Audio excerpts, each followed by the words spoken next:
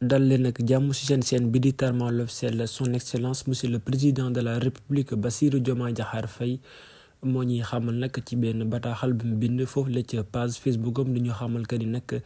recevoir nag kii di Khaby Lame mu nekk nag ab benn tiktoker bu siiw bi nga xamante bi daanaka kenn dootu ko présenté ci àdduna.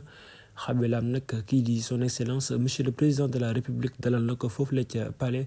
mu ngi xam ne nag kii di Khaby Lame nag benn icône mondiale la nekk nag benn illustre fils du Sénégal maanaam nag fii nii mooy pays natalam moom nag mii di Khaby Lame ab ambassadeur nag bu UNICEF moom nag dafa ñëw pour défendre li nga xam moom mooy la cause des enfants waaye nag dafa ànd ak ay directeurs des bureaux pays et régional de l'UNICEF moom nag président mu ngi xamle ba tey kii di Khaby Lame nag engagement bi nga xamante bi nag am na ko envers li nga xam moom mooy les enfants ak attachement bi nga xamante bi nag am na ko pour dëkk bii di Sénégal wala sax réewum Sénégal bi nga xam moom mooy pays natalam nag loolu nag nekk na benn source de fierté ba tax nag président mi nga xamle ba tey nag ni soutenir enfant loolu nag day tekk ni nag moom mooy wane ni c'est investir dans l'avenir de la nation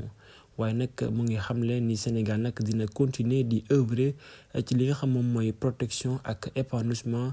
ci bépp xale loolu nag son excellence monsieur le président de la république moo ko xamle foofu la ca page Facebook am nag kii di Mary Teuw Niane nag feelu ko di xam ne nag di si après midi bi le président de la république recevoir jeune bi di Khaby Lame moom nag mu ngi am lu toll ci 24 ans nekk nag premier tiktoker mondial 26e ambassadeur bu international bu histoire bu UNICEF moom nag dafa kii di papam nag moo ko accompagné woon nag ak cousin bi nga xamante bi nag ak kii di représentant wu UNICEF fii ci Sénégal ak représentant wu UNICEF en Afrique de l'Ouest central ñoom nag ñoo ko gunge woon fii nag ci palais pour kii di son excellence Bassirou Diomaye Diakhar Faye mën ko recevoir loolu nag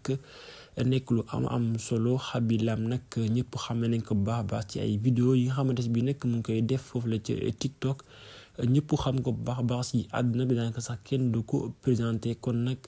mbokk yi loolu moo nekkoon xibaar bi nga xamante bi nag fas yéene leen ko joxoon